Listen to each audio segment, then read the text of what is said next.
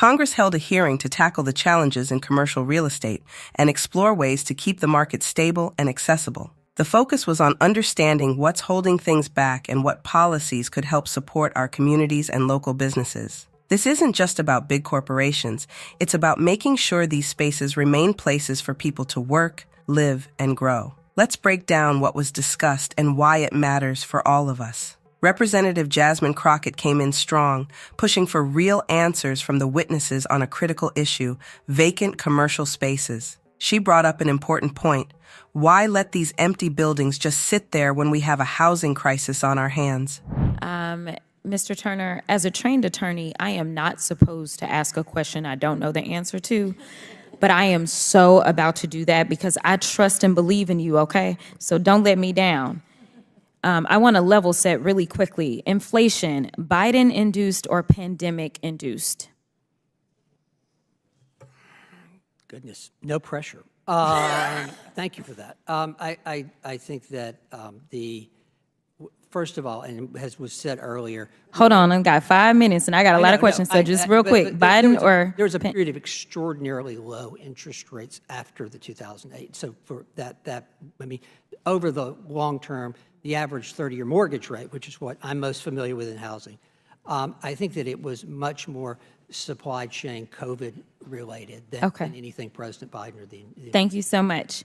My next question is, as it relates to inflation, is this a domestic inflation or has inflation been global? Well, there are others who can speak much more to global economics than I can, with my expertise being. But you agree with me that it was global? It is. There are very few markets anymore that are purely domestic, particularly for financial problems. Thank you. So I just want to make sure that we level set with that really quickly about the fact that the inflation that we're experiencing has not been a Biden-Harris induced inflation, but pandemic related, as well as inflation has been global and not domestic or limited to domestic, as well as the fact that the United States is actually rebounding better as it relates to our inflation than some of our other counterparts that are similarly situated. So I wanted to make sure that we talked about that really quickly. In addition to the fact that every time we come into this committee, it seems like maybe once every few months, we got to start blaming these government workers for not going to work because they lazy. That's what we hear, is that all of our problems in the world are because of telework. If I had a dime for every time we blamed telework, then I may have enough money to pay Trump's legal fees for his 4 criminal indictments. But nevertheless, what I'd like to make sure that I get admitted into the record. So, Madam Chairwoman, I would ask unanimous consent to enter into the record a 2024 white paper from 2024 Brookfield. Without objection. Okay, thank you. All right, so there's a couple of things that I want to talk about. Is there a problem as it relates to commercial real estate right now? Yes, there is, and I appreciate your response that you just had about the fact that it's not necessarily the same as 2008. It is nothing like 2008 from everything that I can tell, and that's coming from the business major side of me that is speaking. But I do want us to make sure that we focus on a couple of things that are going on. At one point in time, we used to have a thing called a typewriter, and then we moved on to computers, and then we moved on to computers with the internet. At another point in time, we used to have this thing called a telegram, and then we moved on to landline telephones, and then we moved on to cell phones. And at one point in time, we used to have horse and buggy, and then we moved on to gasoline-operated vehicles, and now we're moving on to e-vehicles. Here is the deal. We have a transitioning workforce. We understand that while a lot of people were not in their offices specifically because of the pandemic, we know that some companies and corporations saw benefits in not being in the building as they had to adjust because of the pandemic. But they found that, you know what? Maybe this is where we should develop. And they decided to do that. And I think that that's okay, but we now have to adjust. So I want to talk to you about solutions. I don't want to just say, well, you know, back before the pandemic, everything was great. Back before the pandemic, a lot of people didn't die either. So yes, there's a lot of things that I would prefer did not take place as a result of the pandemic, but I just can't go back. And so I want to talk about solutions, because that's what we're supposed to do in Congress. Instead, we play games. But I'm going to be real with you, and I want to ask y'all questions. Anybody can jump in. In my opinion, as we have these commercial buildings that are sitting vacant for whatever reasons, and it seemed like the numbers were ticking up for those businesses specifically as it relates to commercial properties, would it be helpful if the federal government offered a subsidy of some sort or some sort of incentive to convert some of that commercial real estate that's sitting there empty into, say, housing? Because that would solve two issues that we currently have. We have a housing supply issue, and we also have an issue as it relates to the cost that a lot of commercial property is enduring right now. Anybody jump in? And Madam Chairwoman, I just ask that you allow them to answer. Thank you. Ma'am, it would be very, very helpful if there was some sort of federal subsidy. A lot of state and local governments are providing incentives to convert. Here in D.C., there are some. New York has some, other cities. But the federal government could be very helpful with some sort of a conversion tax credit, perhaps modeled after the rehab tax credit that's in law now, or something. These conversions, as Mr. Turner mentioned, are extremely expensive. It's not good for every building, but it's good for some. And it would, as you said, help housing, and it would help cities and so forth. So the answer is yes. Thank you so much. And by the way, Mr. Gomez, who's on this committee, has been working on a bill in this area that could be very helpful. I will let him know that you have lobbied for him. Thank you. Representative Summer Lee took a stand on the affordable housing crisis, highlighting how it's our communities that are suffering the most. She didn't shy away from pointing out the real impact this crisis has on Black and low-income families who struggle just to find an affordable place to live. She stressed how this isn't just a statistic. It's affecting real people every day. Then, when Mr. Turner spoke, he put it in perspective by sharing a troubling figure. Less than 44% of our people own their homes, compared to 65% of others. That gap shows how deep the housing issue runs for our communities, making it clear that something needs to change if we're going to address this imbalance and create real opportunities for homeownership. Unfortunately, my district is not unique in experiencing the dual challenges of a struggling downtown market alongside an affordable housing crisis. Although Pittsburgh is only the 28th largest metropolitan area in the country, we have the 5th highest concentration of office space in the U.S., and right now more than 20% of that office space is vacant. At the same time, according to the Habitat for Humanity of Greater Pittsburgh, Pittsburgh is in need of at least 15,000 affordable homes. That means dozens of our downtown buildings are standing empty, while thousands of hardworking families are experiencing housing insecurity and are part of the unhoused crisis. But as we've heard from our witnesses' testimony, it's clear that we have an opportunity, and in my view, an obligation to solve both of these problems, perhaps at the same time, by converting unused office space into affordable housing and other mixed uses that meet the needs of the community. In my district, the Urban Redevelopment Authority, through the city of Pittsburgh, just recently launched a new pilot program to enact these exact types of efforts with a focus on ensuring that everyone who works downtown has the opportunity to live downtown also. For decades, systematic discrimination, redlining, and policies weighted towards the corporate interests have led to high housing costs that have collectively fueled the exodus of Black residents from the city. Now, under the leadership of Mayor Ed Gainey, our city is committed to righting these wrongs by re-envisioning and rebuilding a downtown that benefits everyone. Still, Pittsburgh can't achieve these goals without the engagement of commercial real estate developers and without additional federal resources. So, Mr. DeBoer, what are some of the key challenges developers face when considering converting an office space into a housing development? Well, size. How big is the building? What's its configuration? What is the floor plan? What is the window sizes? Does it fit with zoning? All kinds of issues to convert. It's not an easy process. And there's a very real problem, too. The building needs to be vacant. And, how do you move out those last business tenants if you do want to convert? So there's a lot of hurdles, but it's not impossible. As Mr. Turner said, it's not a panacea either to these problems. But I applaud you for what's going on in Pittsburgh, and it should go on elsewhere. And don't confine it to office buildings. There are other obsolete buildings, whether they're small retail centers or something like that, that could also be converted to housing. And the last thing I'd say on that is look at it from both ends of the spectrum.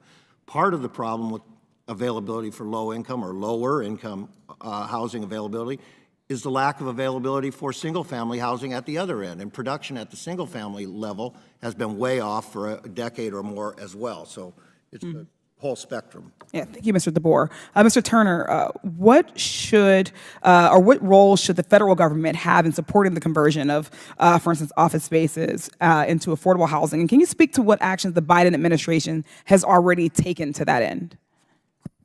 Yes, I will. First of all, I think that the Biden administration most recently has, through HUD and other efforts, really tried to incentivize local municipalities, state and local government, to be more open with their zoning and land use laws, which is a problem in doing this. I think that providing additional, again, subsidy for this, raising the amounts of programs that are both now on the books and perhaps looking to new programs to fund this is extraordinarily important. And so it's a great partnership, or ideally it's a partnership between like state and local government and the federal government, because the federal government but for very few places, is the place that actually has the resources. Yeah. But they don't need to be prescriptive, and I think that I think the Biden administration really recognizes that. There's a whole point unrelated to Pittsburgh here that where like they're encouraging the use of manufactured housing in areas where it's a good. I mean, it is. You don't want that in downtown Pittsburgh, I'm sure, but like it's very important in other ways. So I think they are very open to that. Certainly. If I can ask one more. How do we ensure that conversion incentive programs actually serve underserved populations and don't just enrich large corporations and corporate landlords? We have to put very strict income limits, and actually, ideally, a mixed income facility, mixed income development is best. But yes, we have to have strong oversight, and that's the one. I see my time is up, so sorry. Strong oversight. I mean, that is the one thing. We finish our sentences all the time here, and today gavel us. Well, I mean, that is the one thing in the discussions of HUD, and I mean, there's a really clear and important role for HUD and other federal agencies to play in fair housing. I mean, and as you spoke to African-American families leaving Pittsburgh and things like this, one of the numbers that bothers me the most about housing is that from a homeownership standpoint, only 44% of African-American households own their home, whereas 65+% of others do.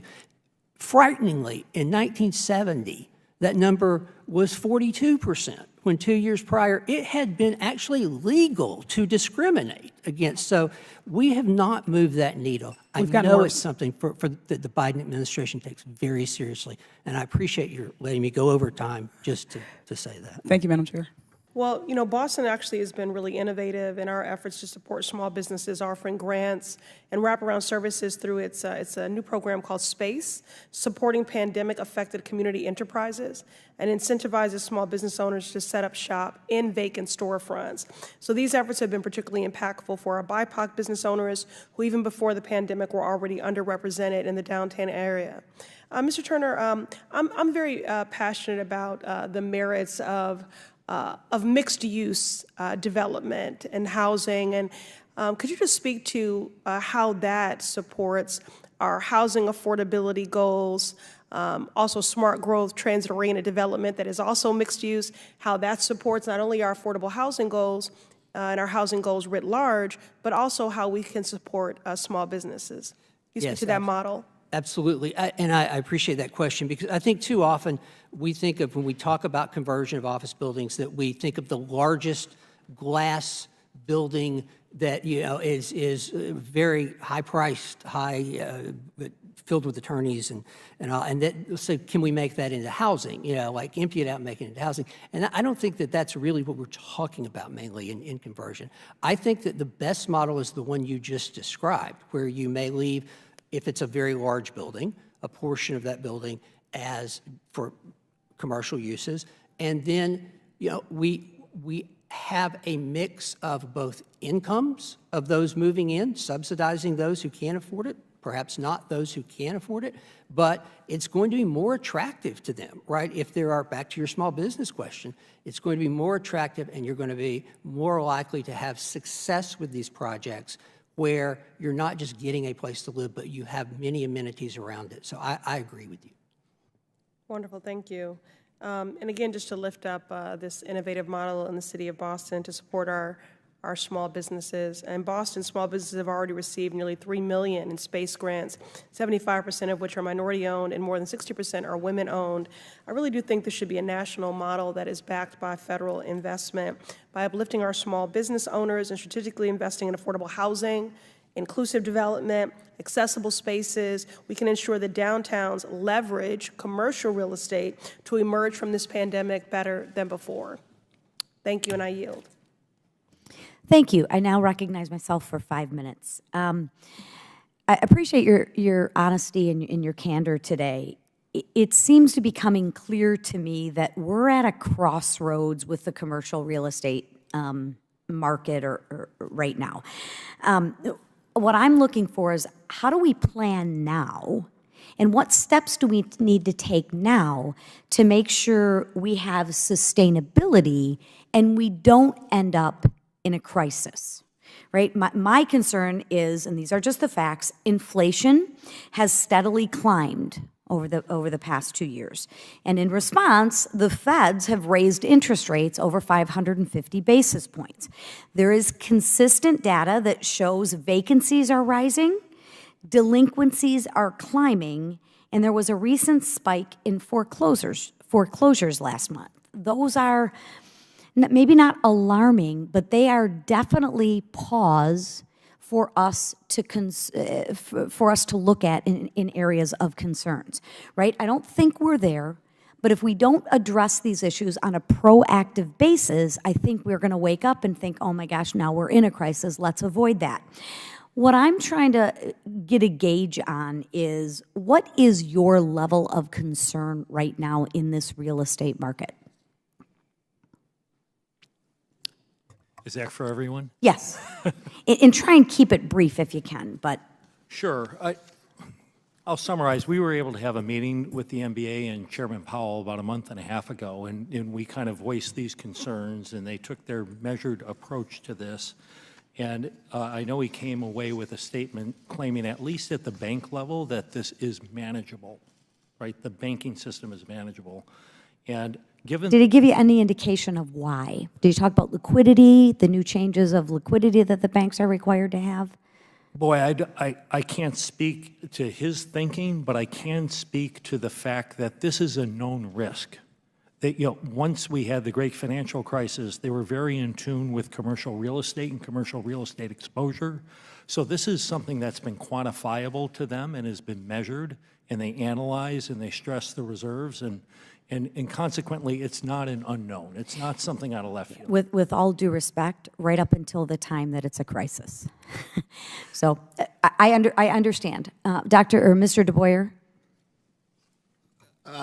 Level of concern, I guess I would say, is high.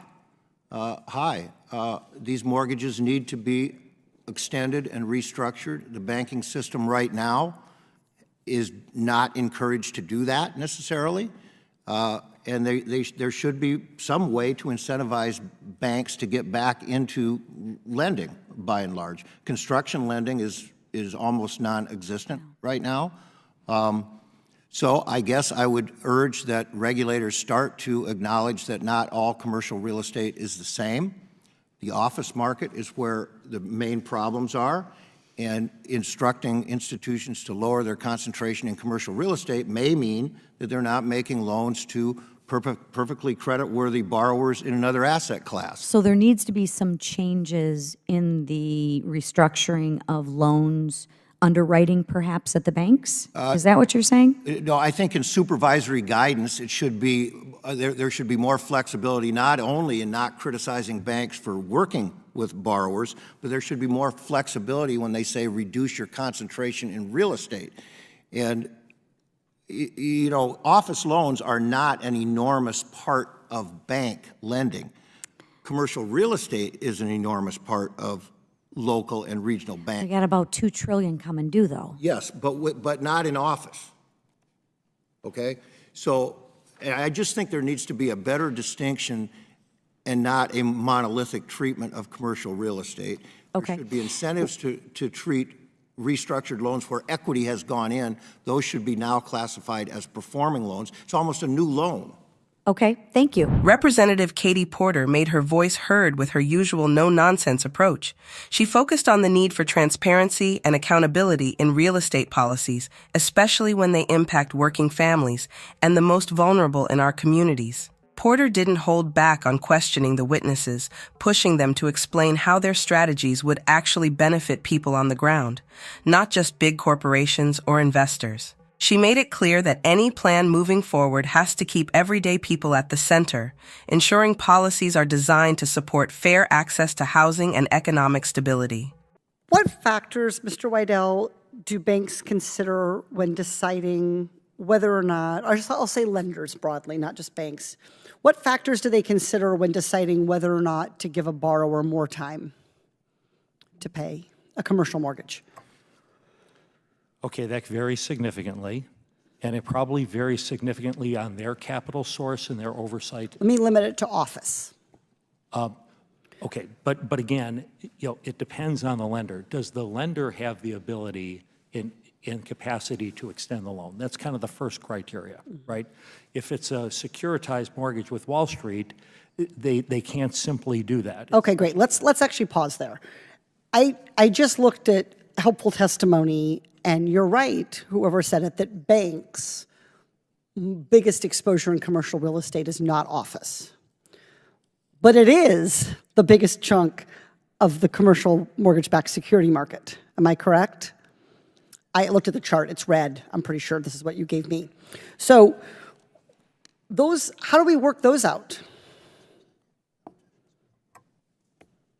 Not my area of expertise, but they go to a special servicer, and those special servicers are very busy. And they consult with the owner, and they consult with the bondholders. And effectively, there's a process there for determining just what you said. Do we have an ability to extend this loan and not take repayment with the bondholders in exchange with something else of the owner? But is there enough flexibility in the terms of most of those commercial mortgage-backed security agreements to allow that kind of negotiation? Because this was a huge problem in RMBS, as you recall. Is it going to be better or different here? I think there's somebody in the back of the room I just met who has better experience with that, who could explain it. I know they're busy. It seems as if the system thus far is working. You know, and in the meantime, the CMBS market is issuing new debt to help its way out of this cycle.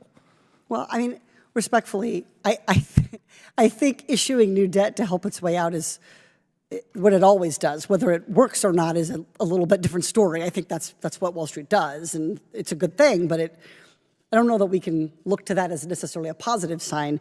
I mean, I guess I'm mostly worried about, this hearing has been really wide-ranging, and I think one of the things I've taken from it is we ought to have some more hearings, because the concerns that I have not been fully satisfied by what we've said about the office situation, and particularly with regard to the CMBS and the life insurance companies, who have very, very different regulatory relationships than banks, and I think we need to dig into that a little bit more.